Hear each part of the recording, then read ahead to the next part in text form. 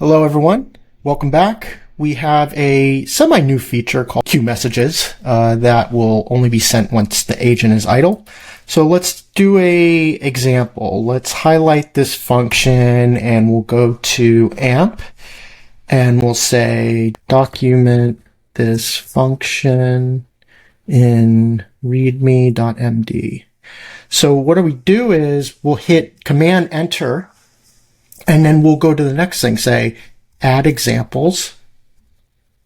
And what you do is you hold down Command Shift Enter to add it to the queue. And then you can create another one like create API.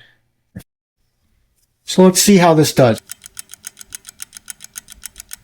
All right, and there we have it. So it actually did something smart. It created a new file called apireference.md, so it's not all crammed into readme.md. Anyway, my name's Justin, and thanks so much for checking out this video. Have a good one. Bye.